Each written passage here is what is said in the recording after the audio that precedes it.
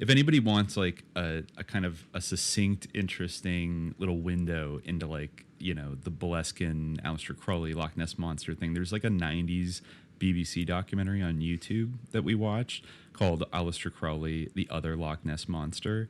And it kind of goes through this whole story, but it also features big friend of the pod and big fan of Aleister Crowley, Kenneth Anger, who's interviewed in it. And he says the exact same stuff too, that this was like a mistake for Aleister Crowley. He also says that this ritual was not, the Abermellon was not like a satanic or Luciferian ritual per se, but it nonetheless like opened up. Yeah, it's actually a very weirdly pro-Crowley documentary. It's like about how misunderstood he was and how great, you know, this ritual would have been.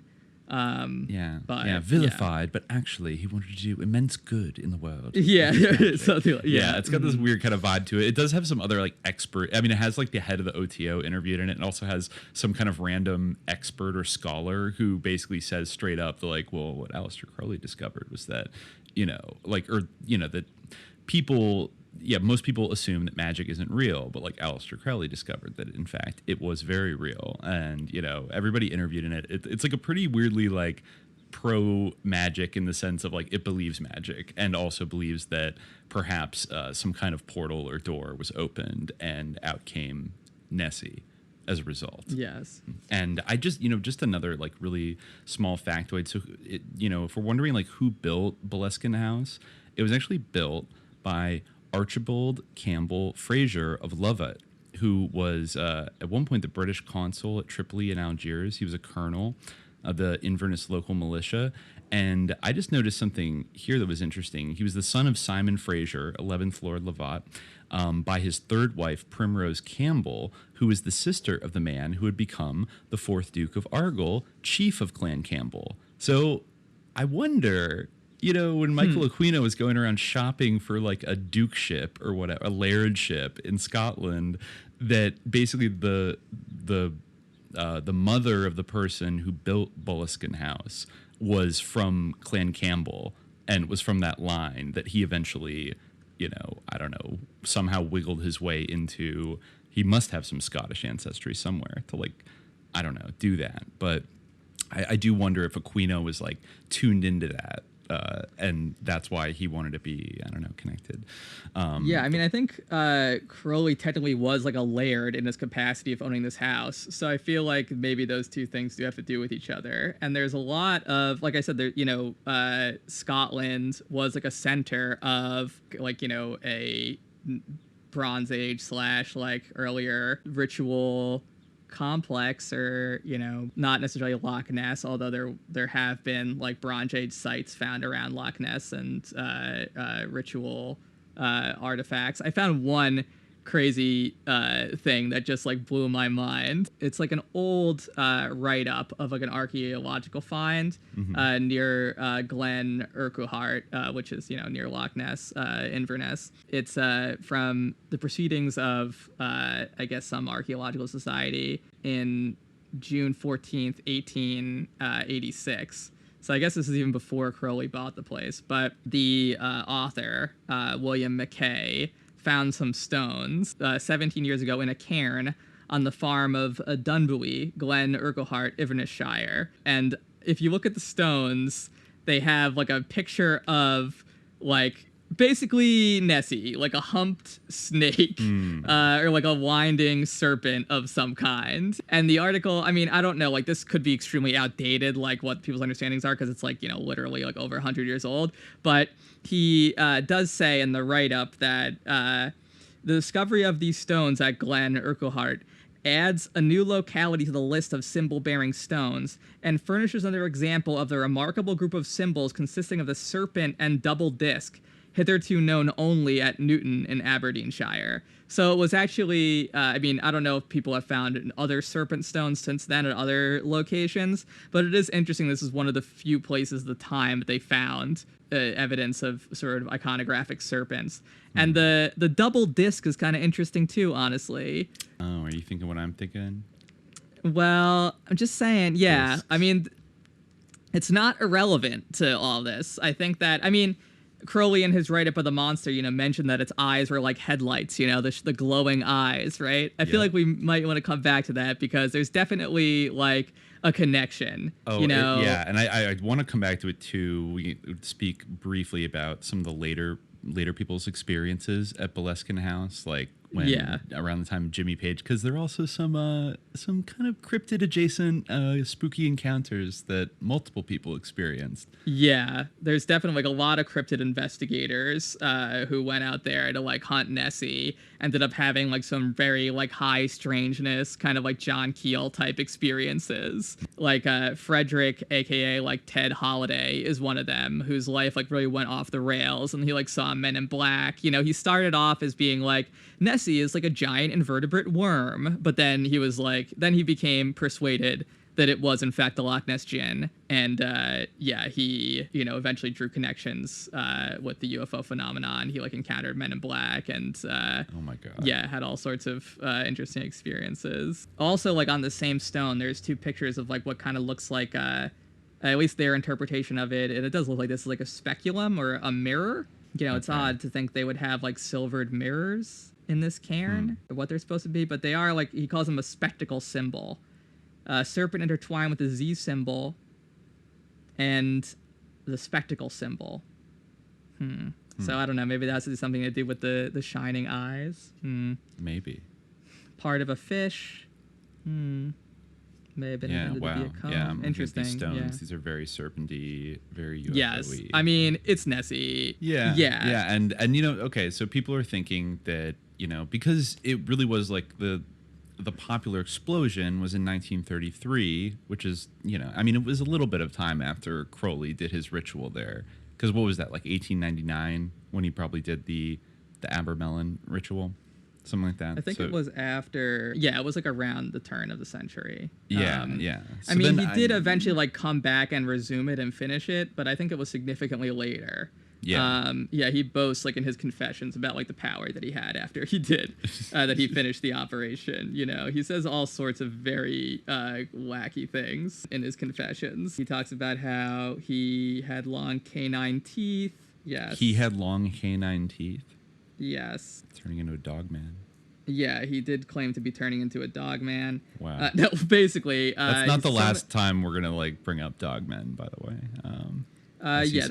They might come up again. Yeah, I did notice another article referring to Dogman that was kind of there's that. Oh yeah, there's that too. There's actually two references to Dogman. But I think it's interesting to note that he eventually did sell it, and then there's a series of owners in the 20th century. The first one was a Hollywood actor, George Raft, who I guess tried to start like a sausage business or a piggery, and after the First World War, but that was George. Miserably. First, it was like a major who owned it, right? Well, no, like the major was after World War II. Major Edward Grant bought it, but then in 1965 he committed suicide in Crowley's bedroom with a shotgun, and then Edward Grant killed himself too. I forgot that. Wow. Yeah. And then a married couple moved into the house after that. The wife was blind, and after a month, the man walked out, leaving the woman wandering around, unable to see. That's just weird. And then, of course, in 1969, Kenneth Anger, an experimental filmmaker with an interest in the occult, learned that the house was on the market and rented it for a few months. When Jimmy Page, the guitarist of Led Zeppelin, heard about this, he bought the house in 1970. And, of course, he was absolutely like freakishly obsessed with Aleister Crowley. I believe that in the BBC documentary, they might have said that he invited the band members of Led Zeppelin to do like a magical ritual at Boleskine House. And then after that, really bad things started happening to them. I think John Paul Jones is the only one that didn't do it. But then for Robert Plant and John Bonham, like Robert Plant's young child died like maybe a year or two after that. And then John Bonham, of course, died, like choking on his own vomit in 1980.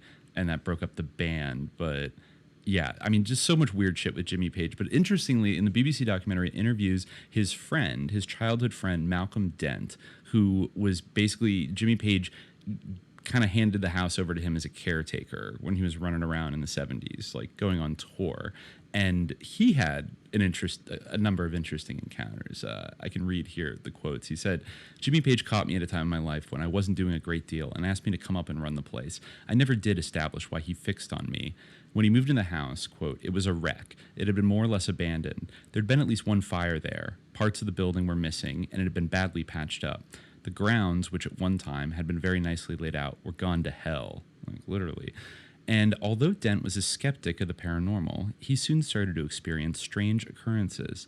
After a few weeks, he heard strange rumblings from the hallway, which stopped when he investigated, but resumed after he closed the bedroom door. After researching the house, he discovered the rumbling in the hall was supposedly the head of Lord Lovat, the builder of the house, even though he was executed in London. Actually, I think it was the father of the guy got beheaded in London for treason. He mentioned Lord Lovat, and he said his head like bounced in the stairs, and that Crowley had heard about that, or even maybe heard the head itself bouncing on some occasions. Okay, and he said this is actually interesting. Dent explained that above Boleskine, there's a place called Erogi, I don't know how that's said, which is supposed to be the geographical center of the Highlands. Boleskine was then the nearest consecrated ground to Erogi, and it's thought his soul, or part of it, ended here. He also experienced, this is like so Dogman, the most terrifying night of my life at Boleskine. He awoke one night to hear what sounded like a wild animal snorting and banging outside his bedroom door. It went on for some time, and it was not until morning that Dent dared open the door, and there was nothing there. Dent added, quote, whatever was there was pure evil. Another friend who stayed at Boleskine awoke one night claiming she had been attacked by, quote, some kind of devil. Other occurrences, such as chairs switching places, doors slamming open and closed for no reason, and carpets and rugs rolling up inexplicably, failed to deter Dent from staying. Dent met his wife in Boleskine and raised his family there. And I guess Jimmy Page never spent a lot of time there, but he did everything he could to return the house to how it would have looked during Crowley's ownership. For example, he commissioned an artist, Charles Pace, to paint some Crowley-esque murals on the walls. These were based on the murals in Crowley's Abbey of Thelema in Sicily, discovered by Kenneth Anger and Dr. Kinsey in 1955. Oh yeah. Remember we read that? It was like there were a bunch of like children like having sex and like, orgies on the wall. Right, yeah, there's it's hard to see what they were, but yeah, there's definitely rumors that he had like painted like child sex, Jimmy Page and basically, Kenneth Anger had to hand those over to Jimmy Page so he could get those recreated. Very interesting. Yeah, but I guess, right there, that sounds like a pretty frightening, like Dogman-esque encounter. Something that was pure evil, like growling at the door, waiting to destroy him. And it could have been. It's interesting because one of the sort of precursors, you could say, to Nessie is the Kelpie, or maybe the Nixie. There's all sorts of water sprites, and they often have a tricky component. But the Kelpie, known as like the water horse, is like a particular fixture of Scottish folklore, or of Celtic folklore.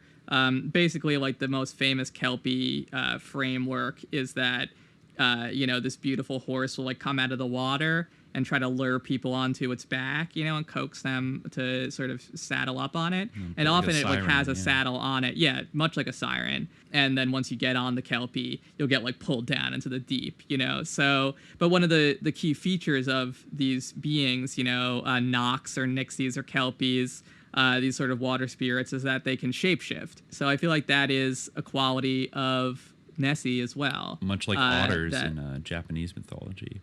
Yes, and in Native American mythology, as we discussed, the Bigfoot. I forget exactly. I think it was British Columbia or something. I could be wrong, but I think somewhere in Canada. But often the idea that there are like tricky water beings out there that will like seduce you and lure you to your doom is like a very common idea in like throughout like different folklores and various beliefs. But before there's a couple of other interesting like Boleskine connections, but before we like move on totally from Crowley, it is interesting to kind of talk about, kind of in line with what we were saying about like his own sort of change in his life post the Book of the Law. He does talk a little bit, he does say some more interesting stuff about his sort of conflict with Mathers at Boleskine and some of the experiences that he had. So this was after the Book of the Law. I'm just going to read this part because it's interesting. You know, he's talking about how he's frustrated with himself because whenever he gets to a good point in his career, he it feels like he needs to give up. You know, he says, "It is part of my character to rest my oars at the very moment when a spurt would take me past the post. I begin to be recognized as the one poet in England. Good, I say to myself, I needn't bother about that anymore.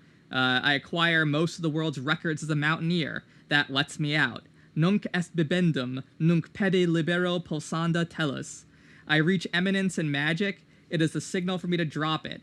In mysticism, I lose my interest. Now, charged by the secret chiefs of the Third Order with a mission of such importance that the last event in the world's history of importance, even approaching it, was Muhammad's, I get cold feet, carry out my instructions as perfunctorily as possible, and even try to find excuses for postponing such work as I could not actually avoid." Wow. So, you know, he's the prophet after Muhammad, I guess, you know, or equally important with his Book of the Law. So, you know, he really did not think this book came from him, and he probably was right. The one channeled from Aiwass.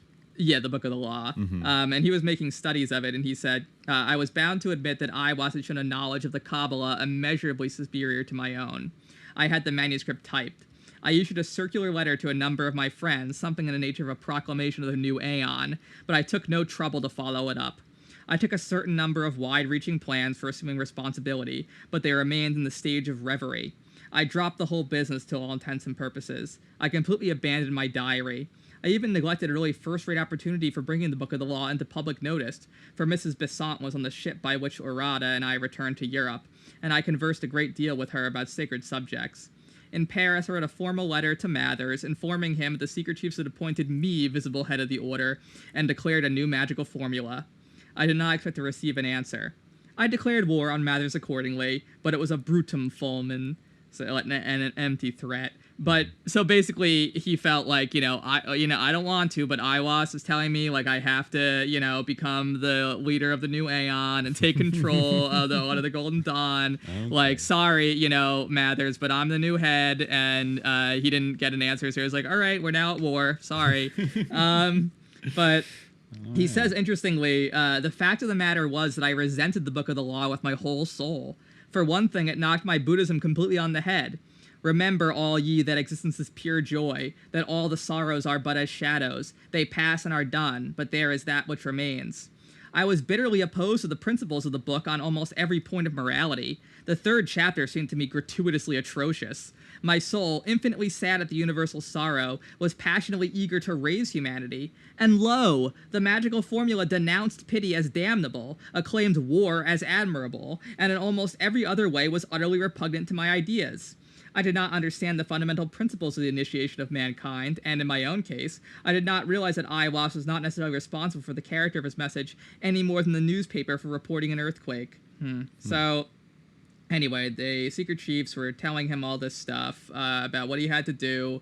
Aiwass was kind of giving him instructions from, whatever the sources beyond against Ari Thelemites for not, representing the whole cosmology. But anyway, you get the idea. So he eventually got back to Boleskine, and he was going to do the whole ritual finally. He was going to finish Abermellon, and he was hanging out with his wife, Rose, who we actually met at Boleskine, but she ended up, first let's talk about what happened with Mathers. Before I fully digress here.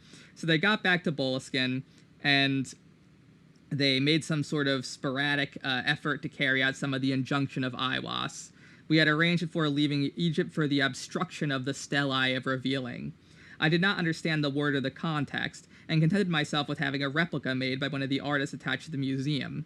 We now proceeded to prepare the perfume and the cakes according to the prescription given in Chapter 3, verses 23 to 9. We had resumed my magical work in a desultory way on finding that Mathers was attacking us. He succeeded in killing most of the dogs. At this time, I kept a pack of bloodhounds and went manhunting over the moors. But just to clarify what's happening here, you know, he was just getting back to work when he came under occult attack by his former master, Mathers, and all his dogs just started dying one by one. All his dogs died.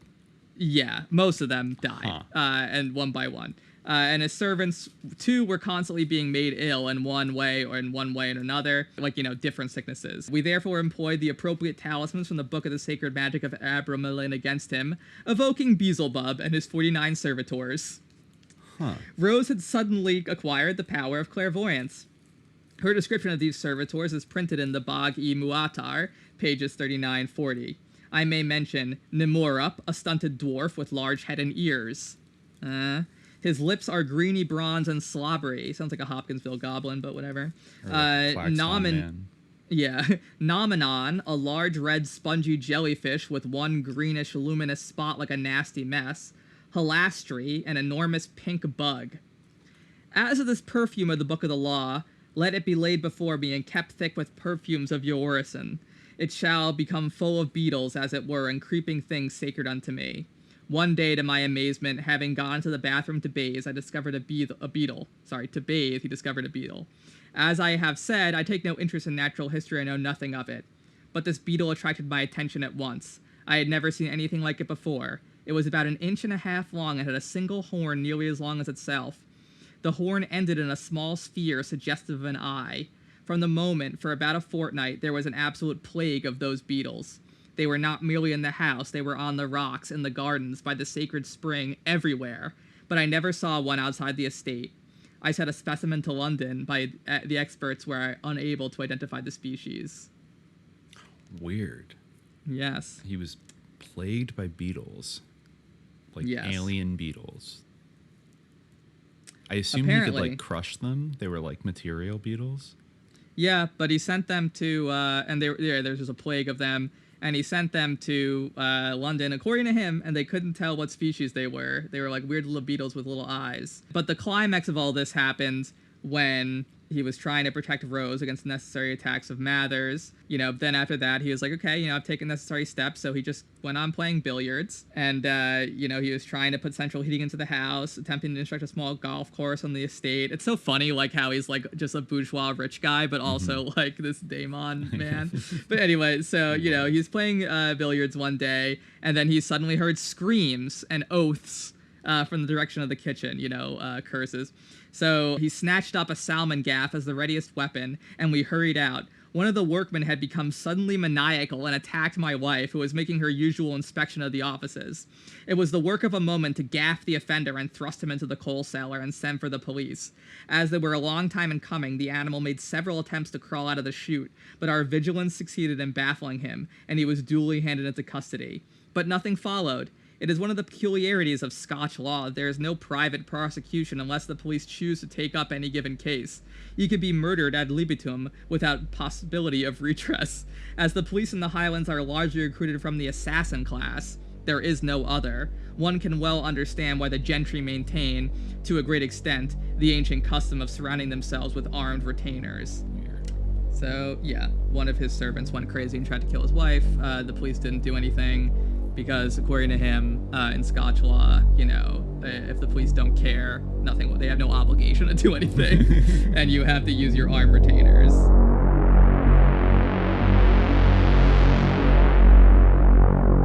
For access to the full-length episode, subscribe to the Hour of Frequency at patreon.com/subliminaljihad.